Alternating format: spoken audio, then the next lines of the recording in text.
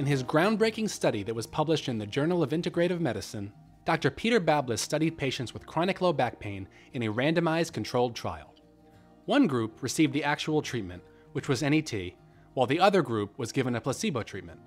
All patients then received their treatments twice a week for 4 weeks, for a total of 8 visits. The results of his study showed significant improvements in all measured categories. An exciting and significant finding was the reduction of inflammatory markers, since they are a known risk factor in cardiovascular disease and stroke. Another exciting finding was when they followed up with the patients over the next 6 months. The people who received NET continued to improve, even without more treatments, and those who had not received NET did not. This evidence supports the observation that unresolved stress and emotional imbalances are often dominant factors in chronic or recurring conditions. To read more about this paper, use the link in the description.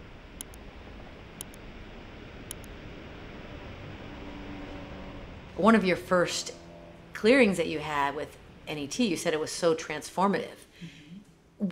What did it feel like? How did you know it was different? Like, can you describe that a little bit for me? The person that was treating me had no idea what my background or traumas or what we call triggers here.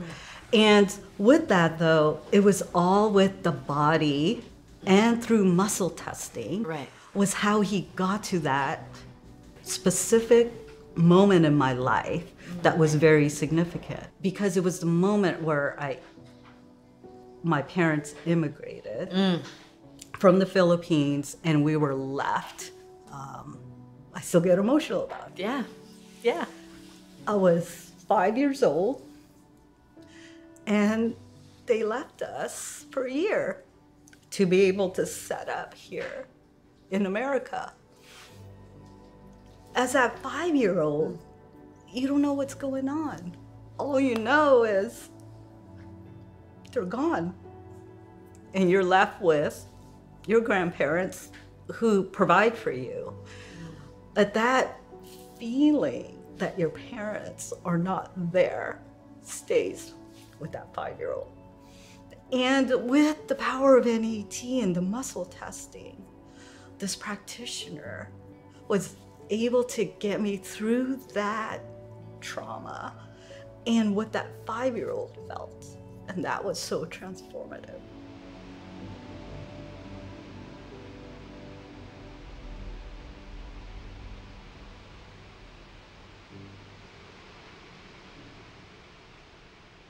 Experiencing the full range of emotions is an intrinsic part of being human, but traumatic experiences can get in the way of our ability to fully process them. Dr. Vicky's story illustrates how stuck emotions can cause issues in the system long after the initial trauma occurred. Before we continue any further, let's take a look at the different areas of our brain. The most evolved part of our brain is the neocortex, which is responsible for logic, reasoning, and decision-making, and is the part of the brain that is mostly conscious.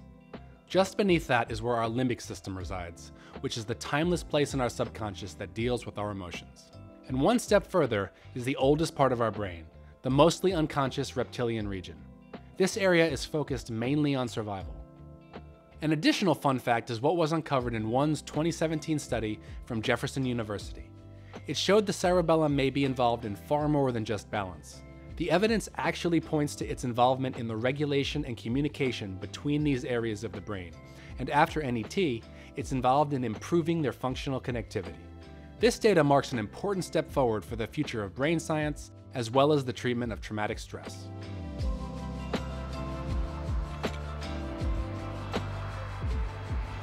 We say it's never too late to have a happy childhood, because things happen or may have not happened as we remember them, but it's our emotional reality that we're dealing with NET. It might not always be historical fact. It's our perception of what we thought happened when we were 2 or 5 or 12 or whatever. So, but your mind doesn't know the difference. So whether we thought it happened or it happened, we still have to address that. There's a lot of maintenance here. And we have to maintain our gardens, we have to maintain our homes, we have to maintain our cars. What would we think we would have maintained ourselves? And that's one thing I love about this medicine too, is that we honor that. It's not a stigma. It's something we just do so life can be more pleasant as it can be. When we're gonna have loved ones that pass away, we're gonna have our pets that pass away, or lose our house, or lose our jobs, or tornadoes, hurricanes, things happen here. I feel the practitioners, we're facilitators. We facilitate and make things easy. The word fácil in Spanish means make easy. All we need to do is just make it easy for the person. That innate intelligence is there, whatever we believe we came from. It's an amazing design that we have here. There's so many layers to this, and I think we acknowledge the complexity of stress and pain and trauma, or what we would now call triggers of what's going on around us, and how the environment affects us, how our food affects us, how our relationships affect us, how we affect our relationships. And I think this is the power of the One Foundation and everything they're doing, is we're now seeing that what you never thought could affect you does affect you, and how quickly and simply the NET protocol can actually help change that. I have rheumatoid arthritis, and bottom line is I would not be able to move around. I would not be able to function in the world the way that I'm able to function. And I think a lot of that is because I think a lot of the reason that I got it was profound stress in my life that was overwhelming. And of course, because I couldn't undo the stress, my body is what gave out on me. And I think taking some of that stress off the physiology of my body, off of my mind, and off of my heart has actually made a huge, has actually made a huge difference in helping me recover and get to a point that even a lot of people don't get to with this.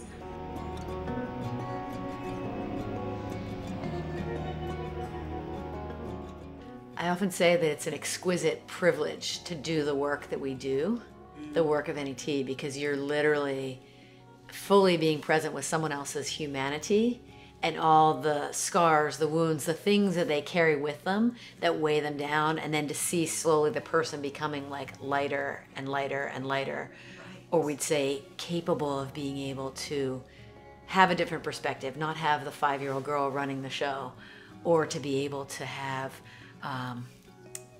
responsiveness instead of reactivity. That you don't even know you're being reactive. So it's those triggers that you want to be able to be free from, to be lighter, more energetically you. Yeah. And it's not always, or often, sometimes there can be like an instant, but it's an ongoing process, allowing your body to be increasingly calm, at rest, in that restorative, rest and restore parasympathetic mode. Yes. You can have fear, you can own fear, and it won't stop you from doing what it is that you need to do in this life. Once you process where that original fear came from, because that's a learned response.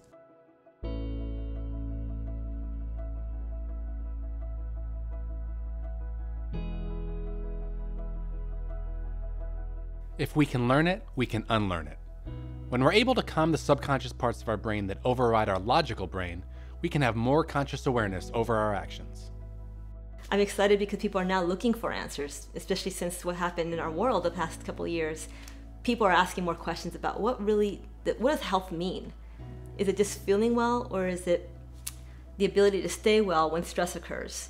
Are you resilient enough to bounce back? Because stress is going to happen, it's not going to go away, it's life. The One Foundation using this and allowing, especially us as mind practitioners, as therapists, to use this research to verify what we're doing is that we have research that's coming from medical doctors, from neurologists, from psychiatry, from blood analysis, from brain scans. Now as a mind practitioner, we can go back and say, this is real, this is happening, this is going to be the wave of the future, and y'all need to catch up. Because it really is a movement. We're an organization, but this is a movement. And it's a movement towards this integrative care. It's this integrative treatment. And that's what we're part of. What I want to see is I want people to know that this is a tool that you have. And so I think my perspective is different in that I'm passionate about the everyday person, just knowing, you know, I think I need to go schedule an appointment to get some NET. That'll help me through this. It's our net effect. It's really not just about NET, although NET is, in my opinion, is transformational, and there's nobody I ever met that couldn't benefit from NET, knowing about it, validating it, and making sure it's alive and well for generations to come, but also what else is and how else do we help humanity that's inclusive and not divisive, that's for discovery and really vetting what's real and what's not, because that's what really matters in the end. And if you're not making someone else's life better, then you're not doing the right thing.